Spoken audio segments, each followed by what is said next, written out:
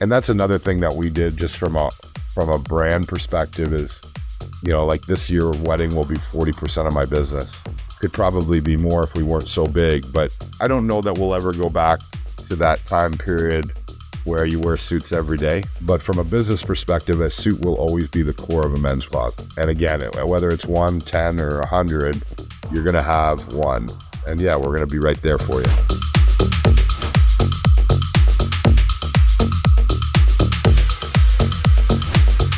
Welcome to the Startup CEO Show. I'm your host, Mark McLeod. In this episode, I sit down with Drew Green, CEO of Indochino. The world might be getting more casual, but Drew has sold over 1 million suits this year.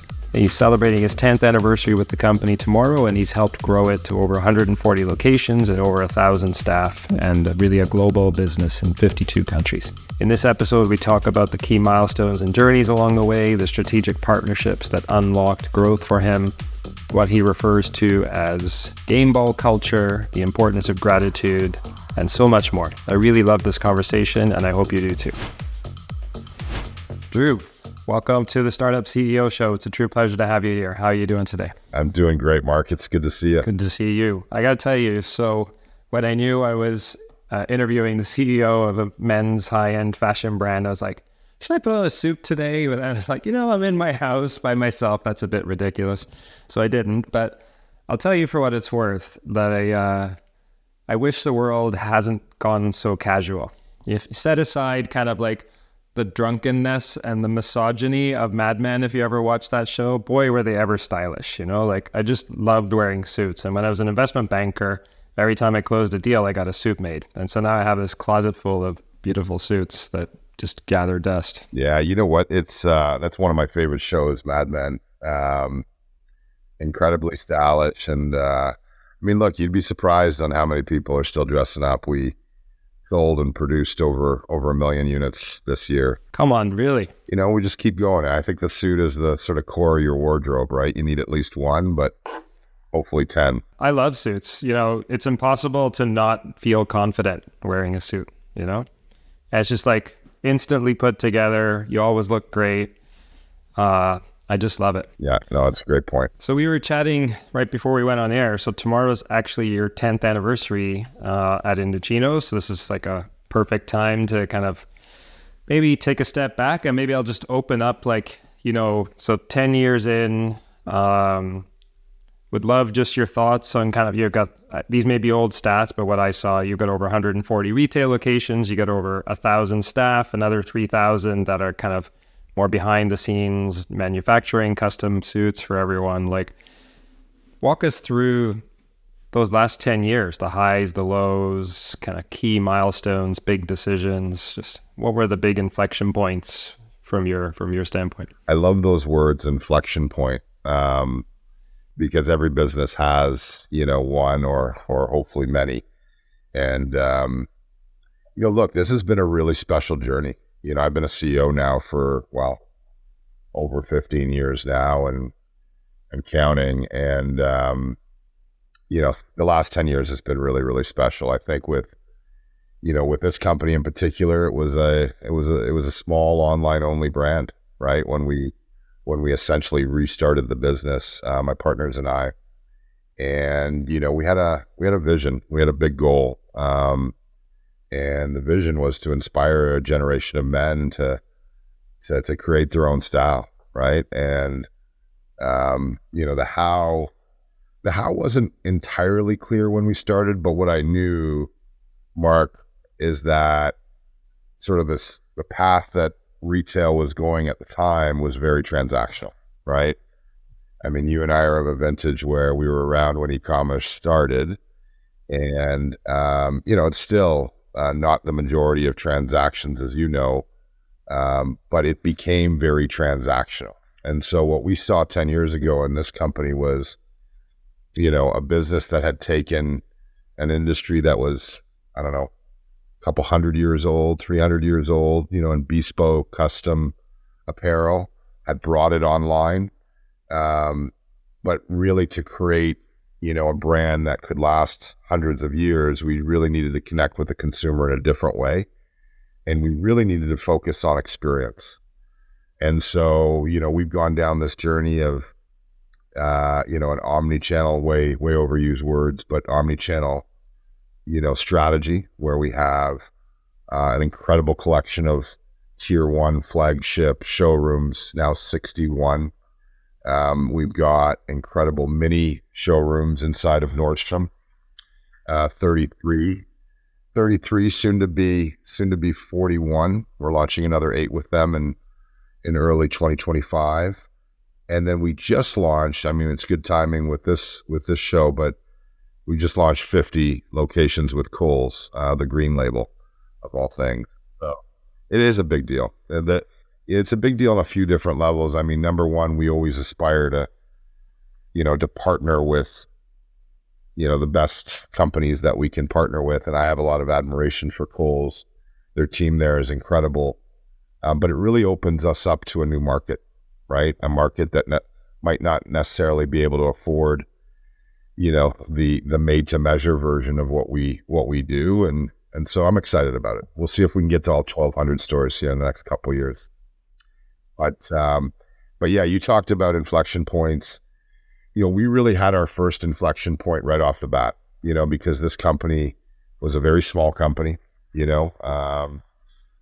call it, I don't know, $15 million trailing 12, losing $500,000 a year.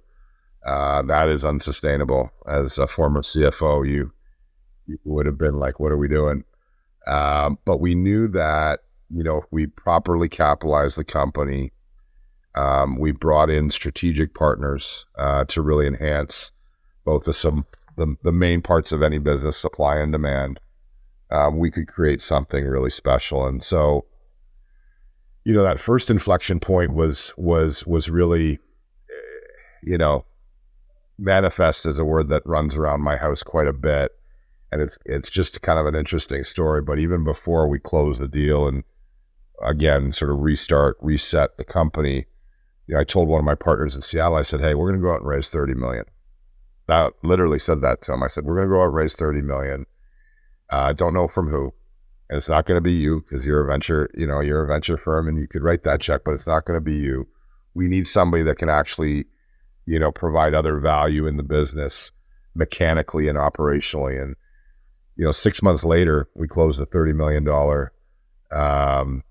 strategic investment with Dang Group in Dalian, China. Just a wonderful, really incredible group of entrepreneurs and people. At the time, they were the largest suit manufacturer in the world. And we're really inspired, I think, by the vision we had to create, a market leader, a global brand, and ultimately, hundreds of millions of dollars, now billions of dollars worth of sales. And so we closed that deal. And that really, Mark, was our first inflection point. We could then go from, producing and shipping in kind of 4 to 6 weeks, depending on which way the wind was blowing, with all of our various manufacturers in just outside of Shanghai, to being really just setting the standard in the industry and being able to deliver in 2 weeks. Wow, that's crazy. Yeah. And we all of a sudden, you'll appreciate this again as a former CFO, we literally redesigned our cash flow model. We went from buying fabrics every 15 days and having to pay production monthly to, 90-day terms. That's transformative. Transformative, right? Because then all of a sudden you can start scaling, you're getting the capital in, you have a negative cash flow model, and you're paying out in 90 days. And so, and I could literally go through 12 parts of that deal that were really important outside of the capital. But what the capital did was it allowed us to really create the showroom model that we're now famous for.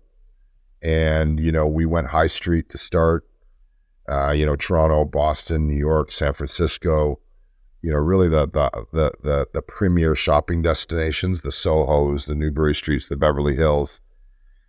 And then we sat back and we learned, right? We didn't all of a sudden just deploy the capital and say, let's hope for the best. We really went with those first 7. Then we went with another 4 and just kept building. And now, like you said, we're at 144 retail units. And a lot more growth to come. That's huge. Okay, there's so much to unpack there. I do want to come back to the strategic partnership because, many folks listening might be thinking about that at some point, right? Once you get to a certain scale and you know where you're headed, strategic capital makes sense, perhaps more than just institutional capital, but let's park that for a moment. I don't know if you know this, but back when I was a VC, I invested in a men's clothing brand, Frank and Oak. And Frank and Oak, when I invested, it was not Frank and Oak, it was a thing called Moda Suite. And it was actually custom shirts, custom made dress shirts and suits, etc. And perhaps this is one of the reasons why you went retail, but we found the hardest thing was educating people to take accurate measurements, like proper neck size, the arm length. And so the ones who did became great repeat customers, but we had just so much drop off in our funnel.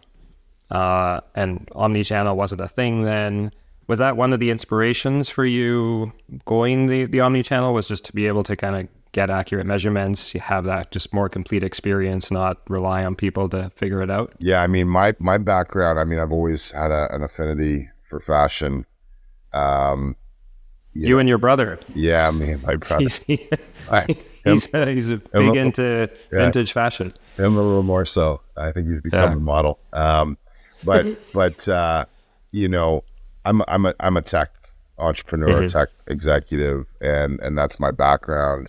What really enthralled me about, there's a few things that I really liked about Indochino, and you mentioned one of them. But first, in any company or any technology company that you start, you want to be able to solve a problem, right? What problem are you solving? How are you making it better for a cohort, a consumer group, etc.?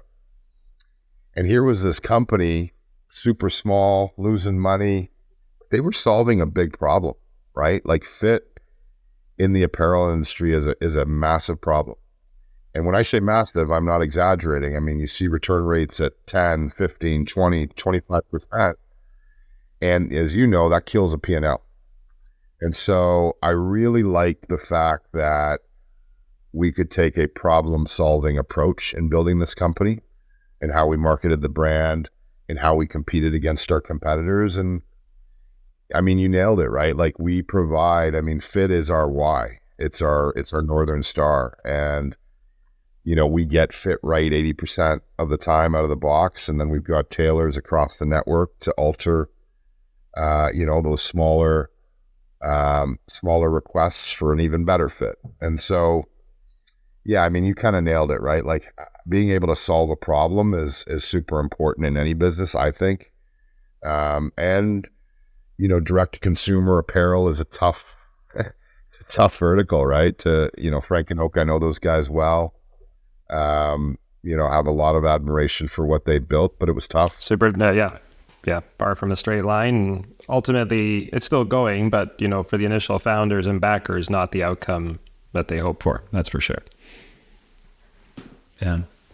So the key to retail is location, location, location. So it sounds like you figured that out with that kind of initial cohort of stores. And one of the things it sounds like would be great with your model is, I'm guessing the square footage was probably pretty low in each location because you're not carrying inventory per se in each location. It's more like, here are the samples and we're going to size you, and probably here's like, I don't know, a few finished garments just so you can see. But I'm guessing the footprint of each of those locations was pretty small. Is that right? Yeah, you nailed it. I think and location is important, right? Especially when you're, I think when you're starting off, it's probably even more important because you got to make sure you're kind of getting the brand out there, whether you like to talk about it at a board meeting or not. Those retail units become billboards for you. And so, those locations are important. But I kind of think model is also important. And what we recognized in our model was we have no inventory. And so when I open a store, Mark, I'm not spending $1 million or $2 million to build it, design it, build it, and, stock it per se. I'm spending, a good amount of money, but I'm not having to put inventory, and I'm not having that inventory turn. That's a huge advantage for me. Right? Like I'm sitting here and looking at my appointment count for today. We've got thousands of appointments, but I literally have no inventory, right? They'll go through the process. They'll create their garment. That'll be automatically transmitted to China. The laser cutters will start, and the production will be done in 5 to 6 days. And so, that was really important. The other thing with our retail model that gave us confidence initially, and then, has inspired the growth, is we're appointment based. So as you know, with Frank and Oak, you're kind of relying on walk-in traffic, and so how busy is Larry and Susie beside me on each side going to be? Because that's going to maybe impact the amount of walk-in traffic. Am I near Apple? Where's Lululemon in the mall or the high street? But we have that. We have walk-in, but it's a single percentage of our revenue. The rest is appointment based. And then where it gets really cool for us is that we kind of figured out how to toggle, right, the appointments through media, through CRM, and through other customer journeys that we've created. And so, like, again, I said today, like, we start Black Friday this Monday, the 11th. I'm not sure when this will air, but, our appointments are building significantly. And so that gives us great confidence. It also gives us great confidence to staff the store, appropriately. So a lot of things in our model that are different as it relates to sort of traditional retail, or that Frank and Oak example, or Lululemon, who's on our board. We have a different model. Well, the not having to carry inventory is everything. It's not on my LinkedIn, but I used to be a partner in a chain of skateboard and snowboard stores back in the mid-90s.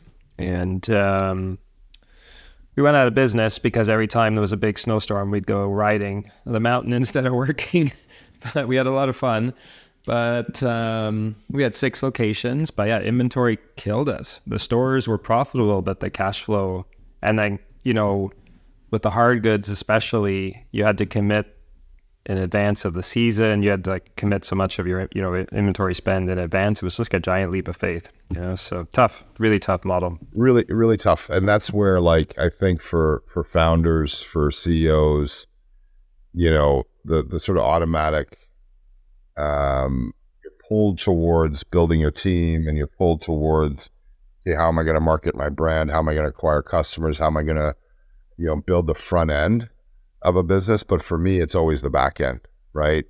Like, unless you figure out your supply chain and create differentiation there, unless you figure out that cash flow. I am not a CFO, but I'm a cash flow junkie, and unless you sort of figure out points of differentiation there, either you've got to raise hundreds of millions of dollars and take on debt and do those things, or you figure them out creatively with partners like we have in China, where everybody wins. I'll kind of revert back to that inflection point. That $30 million investment was for 19% of the company at the time. This is back in 2016. And, I probably paid them $500 million for my production, because as part of that deal, they got all my production, they got all my fabric, they got all sort of the supply chain, if you will. And so they win on a couple different fronts, right? They still own 16, 17% of the company, and I paid them, a boatload of cash.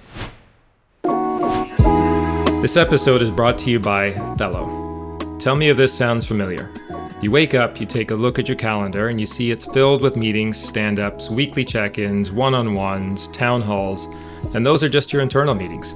Some are productive, but some are definitely slowing you down. Be honest with yourself. How many times have you thought this meeting could totally have been an email? Now consider that in the US alone, there are 55 million meetings each day, and 85 to 90% of those don't have an agenda. Fellow is on a mission to solve the meeting problem by offering the only AI meeting management solution that covers every part of your organization's meeting workflow. And as a Startup CEO Show listener, you get 300 free minutes of AI recordings if you sign up today. Go to fellow.app/CEO to start your free trial and start having better meetings. So let's talk about supply chain for a moment. That became top of mind for everyone during COVID. And so I'm wondering what happened to you during COVID? Did it grind to a halt? Did it keep going? And then also, I'm guessing people stopped wearing suits when they were stuck at home. So what impact did COVID have on you? Yeah, man, it was, it was a moment, it was, it was a moment on so many different levels. I mean, I'm a father first. That's my kind of first C-level job. And I had two aspiring athletes that, I knew were going to be faced with some challenges to continue their dreams and their journeys. So we tripled down on that, and that's a great story for probably another day. But with Indochino, it was incredible, man. But I will say, and I know I talked about this past 10 years being just an incredible journey. That period of COVID is probably the singular, time period that I'm most proud of. Like, I've always, and maybe that's a little bit of my upbringing, but I've always thought that every challenge is an opportunity. And I talk a lot about that, with team. I talk a lot about that with other CEOs that I mentor, etc. But when a pandemic hits, you're really put to the test, right? Like, is a challenge an opportunity? Well, let's see how I handle it. And so it was tough, man. It was March. We were away as a family. It was my wife's birthday. And, within 3-4 days of getting to where we were going, I was literally on the phone, every hour. And it was crazy, right? And it was concerning because as we know, like, we didn't really know what COVID was, and I just remember, I remember a call when we started talking about some of the staff getting sick and being scared, and we were still open. This is kind of like, before the mass shutdown. And I just kind of, looked at my wife and I was like, we got to close. Like, we got to shut this down. People are getting sick. People are scared.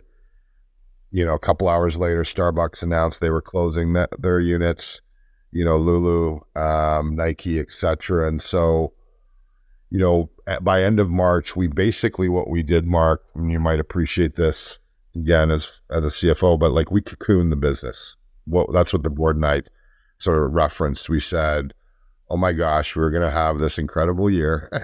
We had TV commercials, we had Nordstrom launching, we had all these things. We're going to cocoon the business. We're going to protect our people. We're going to protect all stakeholders, all shareholders. And we are going to work with each and every one of our partners systematically to create a plan with them to get to the other side. And, I remember, like, I have just an incredible board that I'm really so grateful for. But, we would speak on weekly calls. We had a checklist of things that we, worked through. Back to the supply chain, because we had no inventory, we were so protected on that side, right? I wasn't sitting with even $1,000 worth of inventory. We had none. And all my fabrics sit on the books of my manufacturer. So we're well protected there. We kept our people in a place where we could bring them back because you just didn't know what was going to happen. And I'm talking about our people in the States and our retail team. And, DHL, Post Media, which was a major partner of ours, literally dozens of partners. I was on a call with them every day, right? Here's what we're going to do. Here's how we're going to work through. And we did it, in mid-May, we started reopening, which was, less than a month later. And then we shut down and then we reopened, and wave after wave after wave. But, we managed all the way through it. We were a 9-figure revenue company in 2018, just to give you a sense of the impact. And we're a way bigger company now. I had 55 retail units. I now have 143. Our online business is way bigger. And you mentioned this earlier, that people were working from home and, not going out, and so not having the need to have suits. But actually the opposite occurred a little bit, right? Like, yes, there was a casualization, but man, when there was an opportunity to go to a wedding or when there was an opportunity to graduate, they double down, right? And so, and that's another thing that we did just from a brand perspective is, like this year, wedding will be 40% of my business. Oh, wow. That's huge. Yeah, that is huge. And could probably be more if we weren't so big. But, again, I don't know that we'll ever go back to that time period where you wear suits every day. I don't think I want to go back there even personally, but from a business perspective, a suit will always be the core of a men's closet, right? And again, whether it's 1, 10, or 100, you're going to have one, and yeah, we're going to be right there for you. So I love that.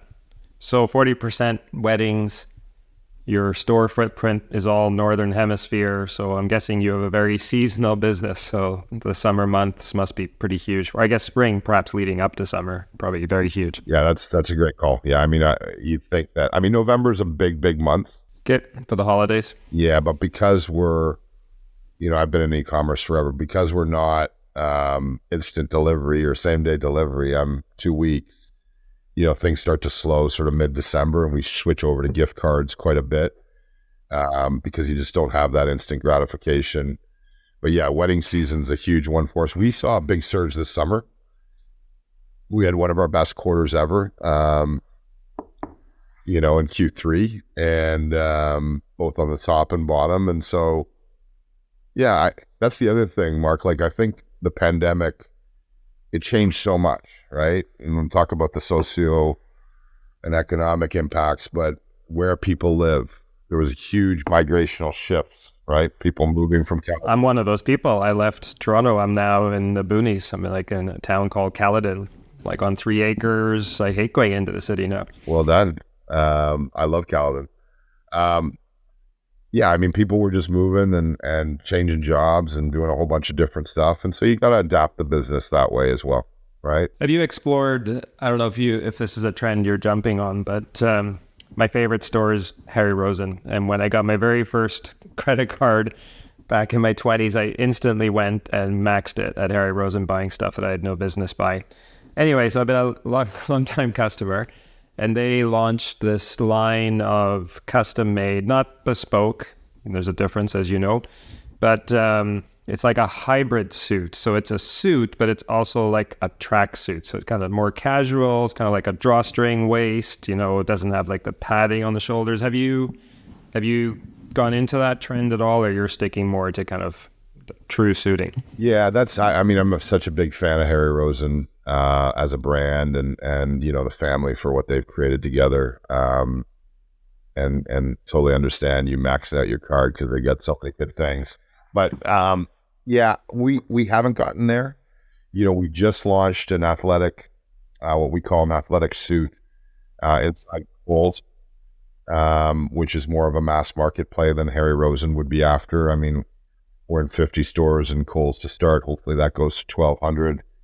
The green label. We'll see how it does, and I think we'll play with the different designs.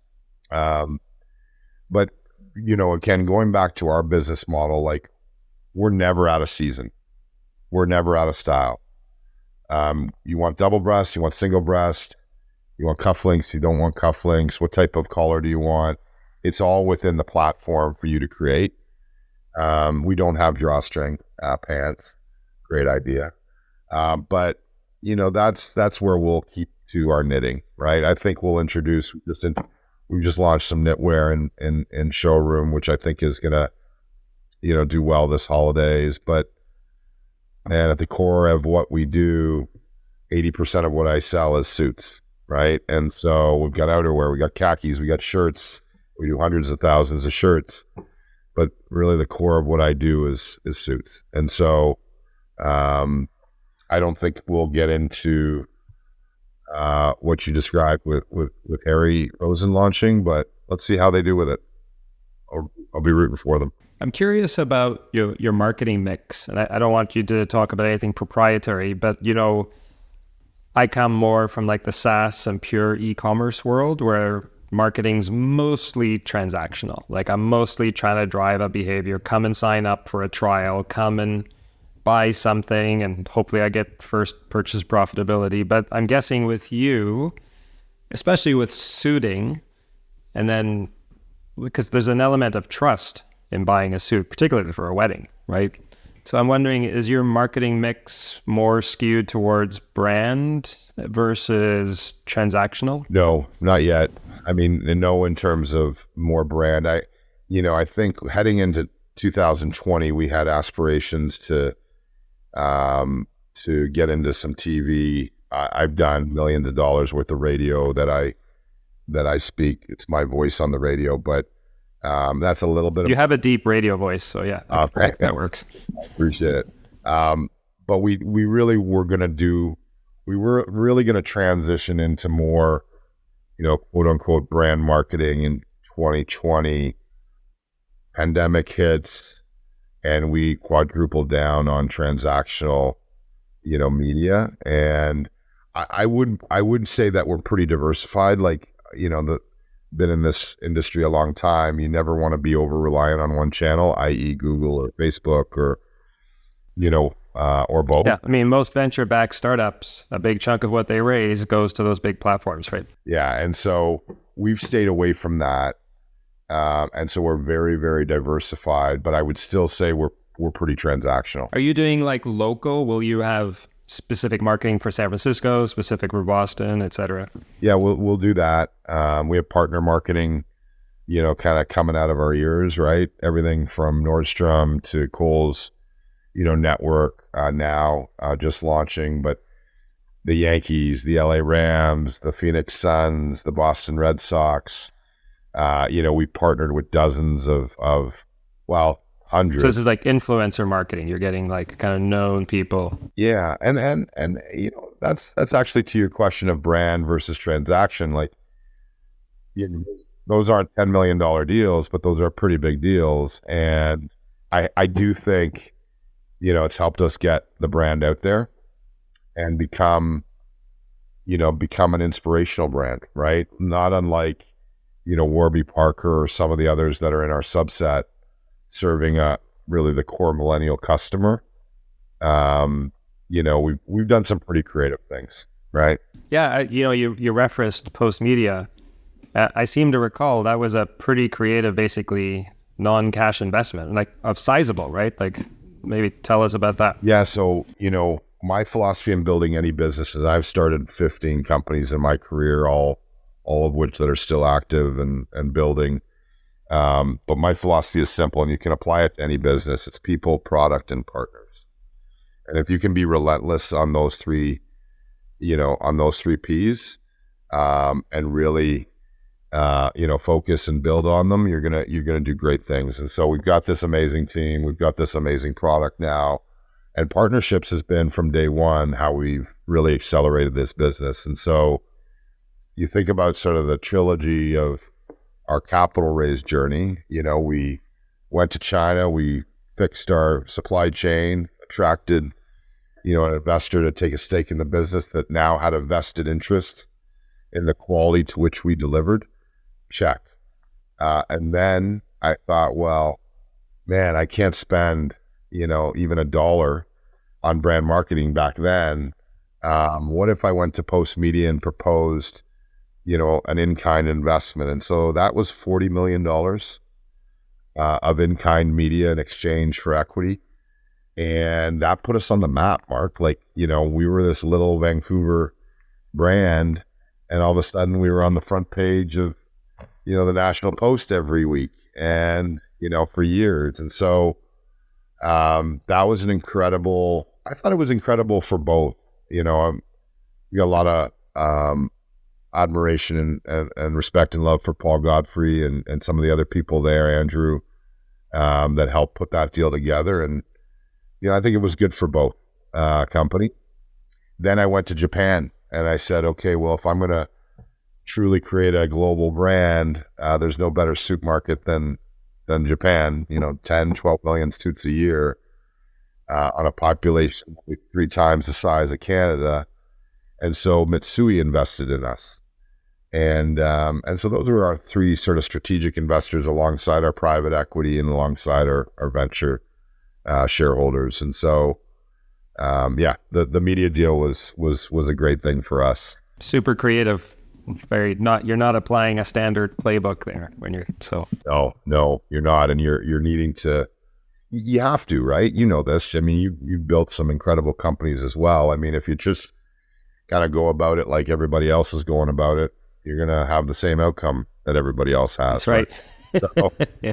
so you gotta. That's exactly right. Yeah, you gotta do some things differently. How do you think about the interplay between your retail and your online? Is retail really just about establishing the relationship, getting the measurements, but online is actually your revenue engine, or not so much? Really great question. I mean, from the outside looking in, you'd think, especially if you looked at our P&L and, you know, sort of the gap view of it, you'd be like, oh my gosh, this is a retail company. Like they're, you know, majority of their sales, majority of their revenue is retail. But kind of peel that back and, you know, 75% of all transactions start online.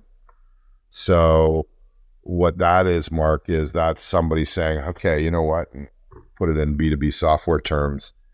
Okay, you know what, I'm going to come in Indochino and I'm just going to self-serve and do it myself, right? And so they build their suit online and they check out online.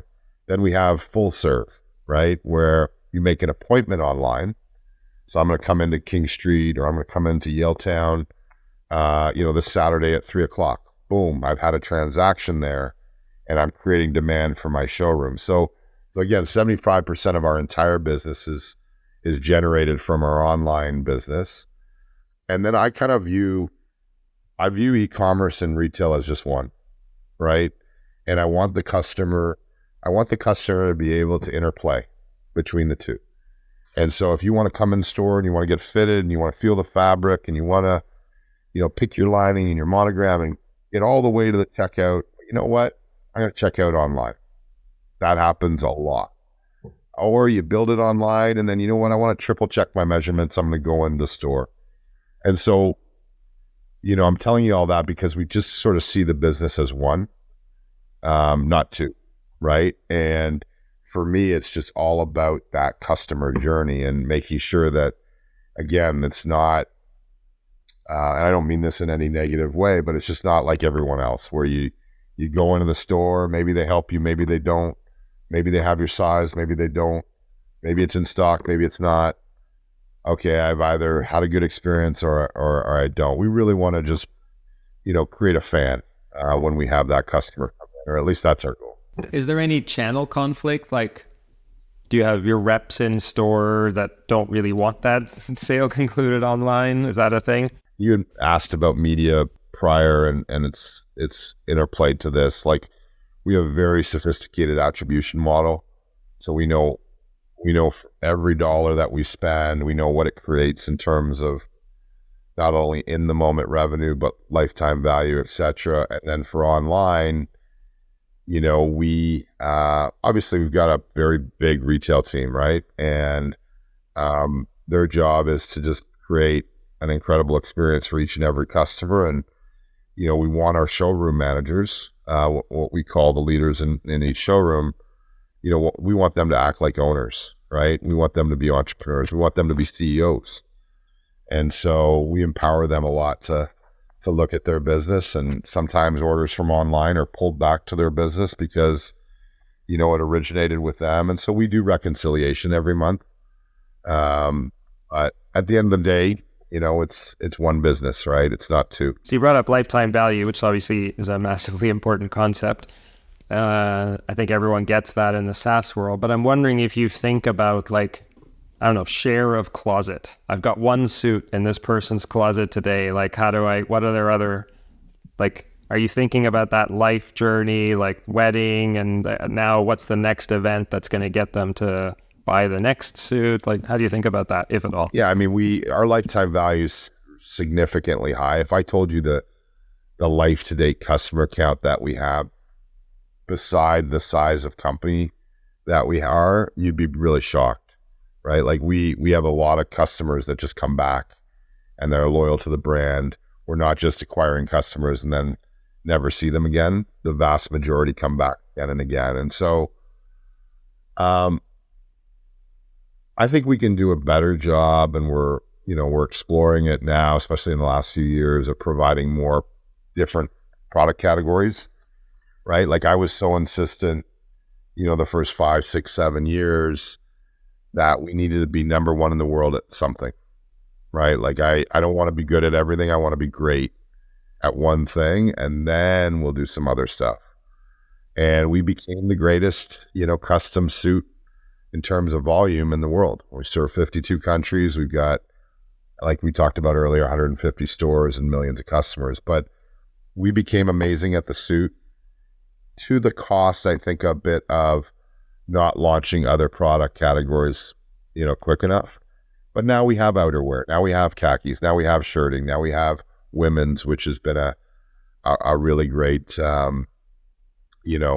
really great category for us. So yeah, I mean, you kind of go through different cycles in a business, and I think we're at the cycle now where we'll probably switch to more like, how can we be more part of the wardrobe? How can we be more part of the calendar? How can we be more part, of the customer's, experiences? But we've really stayed narrowly focused on those things that I mentioned, previously. I'm curious, do you spend any time in store or otherwise kind of directly with customers? All the time. I mean, I used to a lot, actually. So, and here's just a cool thing. So I really take a lot of pride in writing customer notes.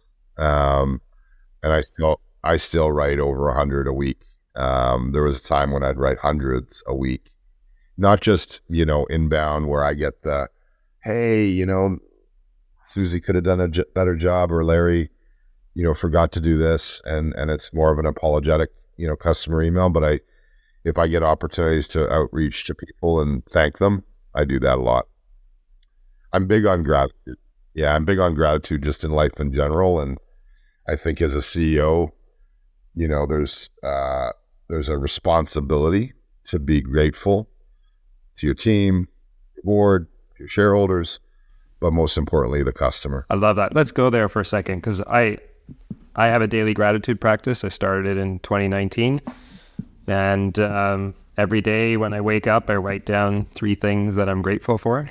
And it's been life-changing for me. And even in the hardest days, there's something to be grateful for. If nothing else, well, I made it through the day. Tomorrow's going to be better. And I'm curious, my job is to ask CEOs questions for a living. And I do the exact same thing on this podcast. And I've asked several guests, do you ever stop and smell the roses, or are you just focused on the gaps? And more often than not, they say we're focused on the gaps, meaning what's left to do or what's wrong. So how does gratitude impact how you run this company? Yeah, no, it's a great way to put it. I kind of think gratitude is the way I run my life, and that kind of spills into everything that we do. We've got this expression at home. Again, I've got 2, elite athletes that have big dreams, and we always talk about how you do one thing is how you do everything, right? How you do one thing is how you do everything. And so, in that context, and going back to gratitude, I just, every day there's things to be grateful for. I think as a CEO, to make it relevant to our show, as a CEO, you're always dealing with problems. You really are, right? Like every day and every hour. And that's a gift, right? To have that responsibility, to be that sort of singular, person that's not going to solve them all, but that's going to listen to them all. That's going to work with others to find a solution to every one of them. But it is a job where you can get overwhelmed, quite quickly. And I've been there, right? Like I said, I've been a CEO now for 15 years. I wasn't the same CEO 15 years ago as I am now. And so unless you have an ability to sort of step back and celebrate the wins, man, cause you can get really bogged down with all the challenges and the, quote unquote problems that are, I think, opportunities. You can get bogged down. So you got to celebrate the wins. So we have a system. We have a rhythm, what I call a communication rhythm, where every day I know the top priority yesterday, today, the rock, if you have one, and the victory, if you have one, from 14 of my leadership team, comes through email. We used to do it as a stand-up, no longer.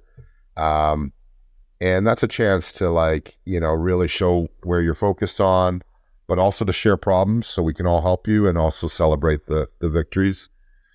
And I know I'm kind of going across a different couple things here, but getting back to gratitude is super important. Like, having the opportunities that you and I have, man, are you kidding me? Like, so great. And yeah, it can become, a little bit much sometimes, perhaps, but no challenge is insurmountable. I really don't, I've never thought that way. And I think if you really work within a team structure and provide the proper leadership, you'll always have people to help solve those problems with. But yeah, I mean, gratitude's really important. The other thing we do, I don't know if you can see it here, game balls down there.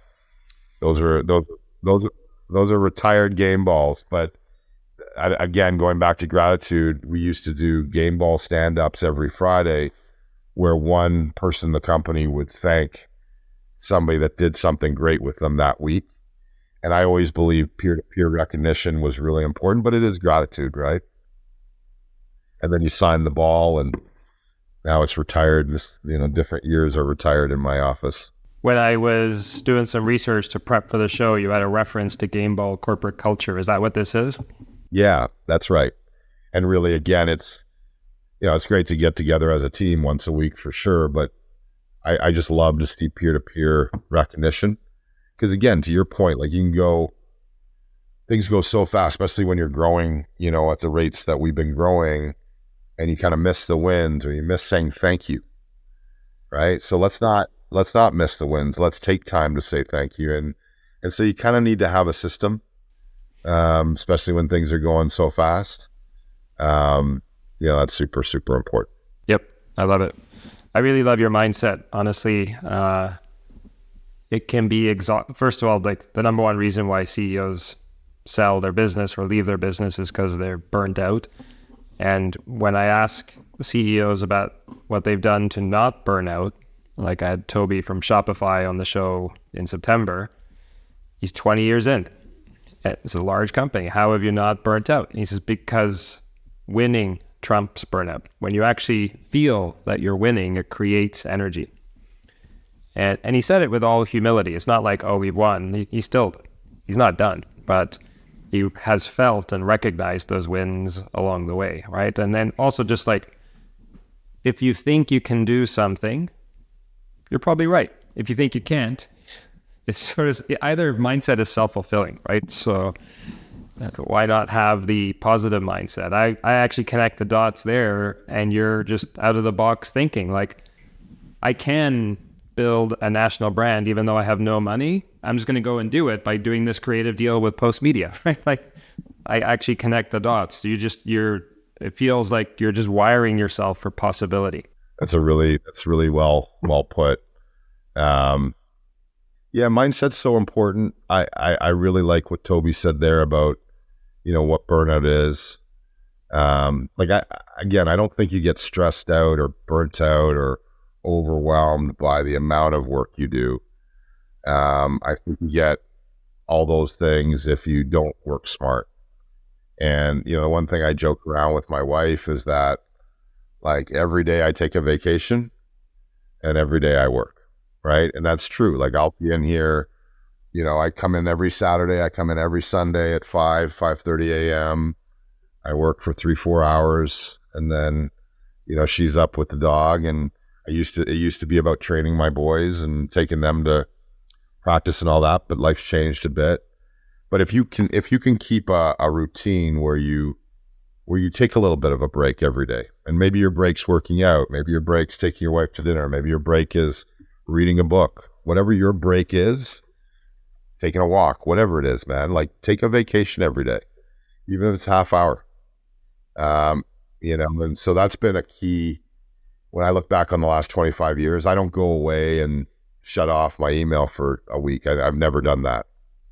I'm always working. I'm always on vacation. if it works for you and it's clear a boundary, right? The hardest thing is to shut off work, but then actually truly be present in non-work, right? Versus like, oh, now I'm spending time with my wife and my kids, but I'm actually still thinking about work. And in which case you don't take a break. So what I'm hearing you say is, no, I have hard boundaries, and when I'm not working, I'm not working. Is that true? Yeah, that is true. I mean, we're human, right? And so there'll be time periods when maybe something is really, needs to be solved and you're trying to figure it out when you shouldn't be. I really try to practice when I'm doing something, I do that. So like I'm doing this with you now, this is all I'm doing. I'm not really thinking about anything else. And then once we're done, then I'm on to that next thing. Yeah, and I live in my calendar. So this is my third time block today. And so each of those three things, that's all I'm doing.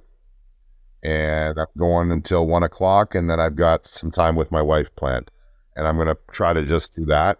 What really helped me with this is being a father, because and I'll just give you a quick story, because I do think it's relevant for CEOs. It's so important.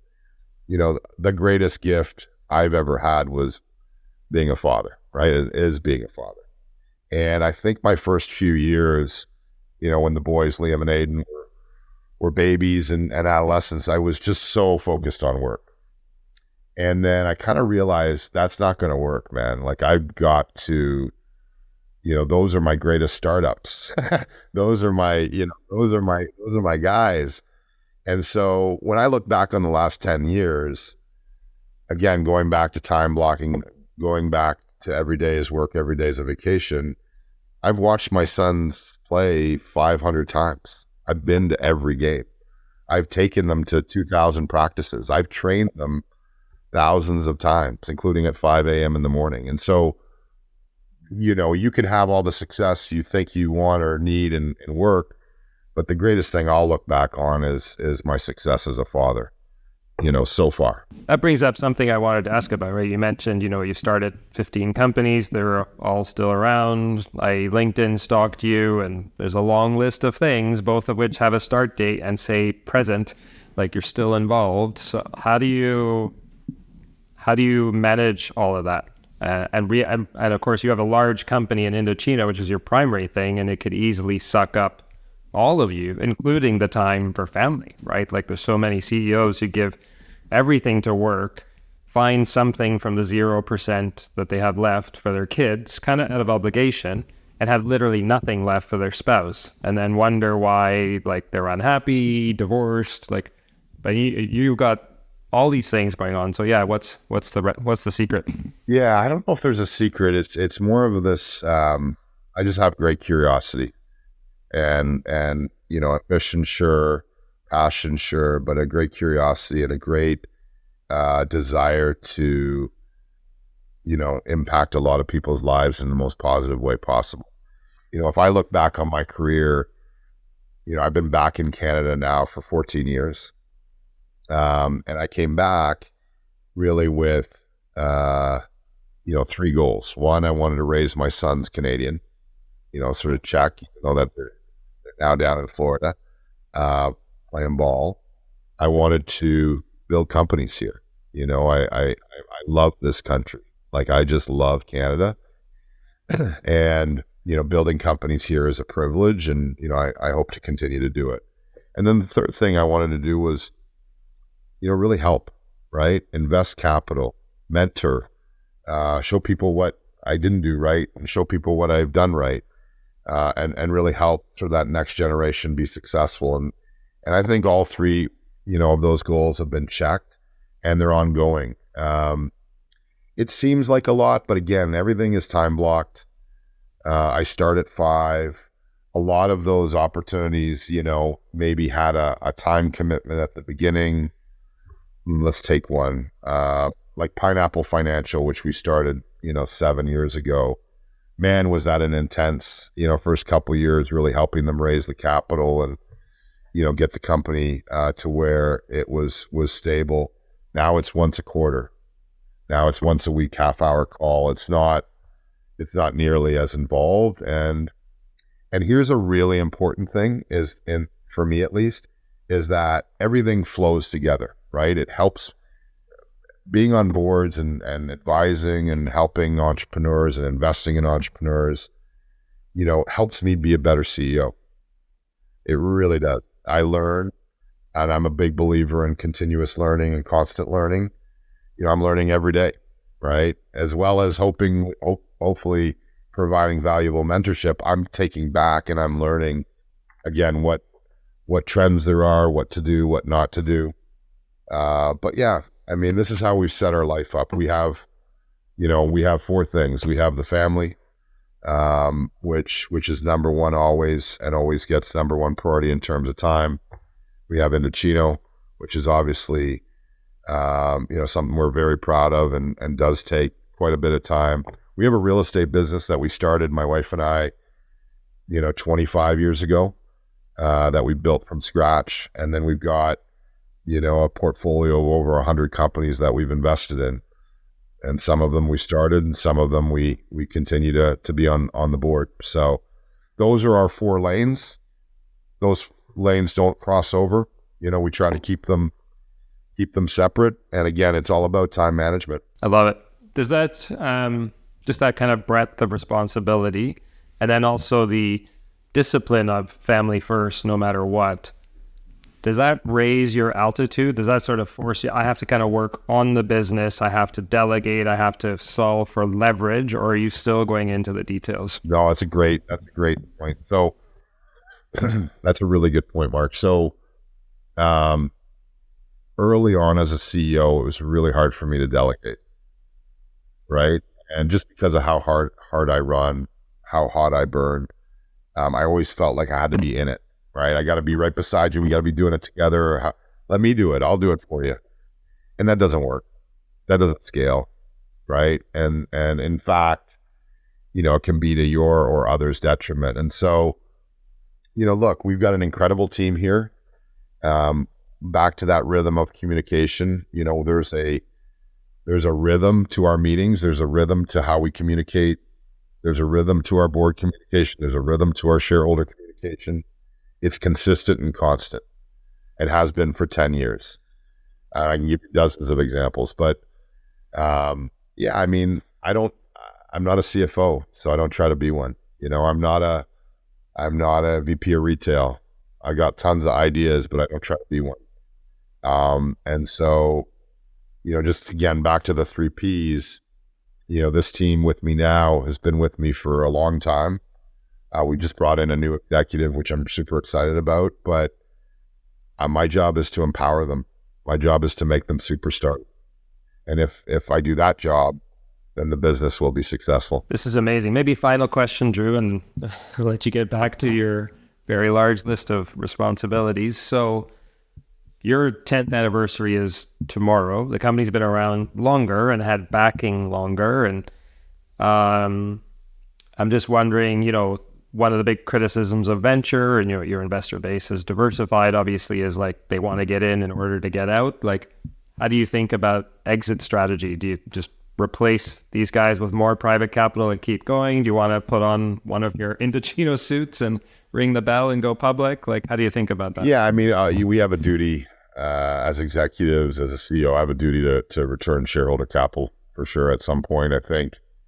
The pandemic made us stronger. It made us a bigger company. It made us more profitable. And we're kind of in a really good spot here. I'm blessed to have, some incredible investors, Madrona, Highland, Flash Porchlight, Diang, Mitsui. And I think they've been very patient, in how we've built. But look, as we come into the next couple of years, it's going to be interesting to see what happens with the markets, the economy. It certainly hasn't been a time to go public, these last 2-3 years, at least in my view. Especially not in Canada. Yeah, that could change. We'll see. We've probably had half a dozen folks reach out to us through the years and say, hey, here's a number, what do you think? And part of my thesis, Mark, in coming back to Canada was that, man, entrepreneurs, they just sell too soon, right? Like build longer, right? Instead of selling for 100, sell for $1 billion, right? Go another 5-10 years and build bigger, or whatever the numbers are. And so, look, we're going to stay focused on just building a great business. I think profitability, no matter what the markets and the press say, is going to remain at the forefront of investor capital. And so, we'll see. But the company could go public for sure. We're built for that. But there'll also be strategic opportunities that, are kind of constantly coming up that we evaluate.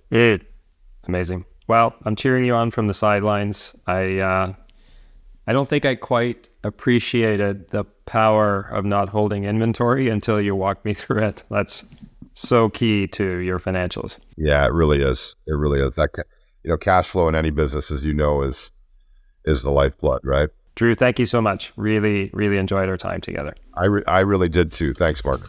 Hey, thanks for listening to the Startup CEO Show. If you'd like to connect with me, be sure to visit my website at markmcleod.me or follow me on LinkedIn at @themarkmcleod or Twitter at @markmcleod_. And if you want to tune in again next week, be sure to subscribe on YouTube, Spotify, Apple, or wherever you get your podcasts. We'll see you next time.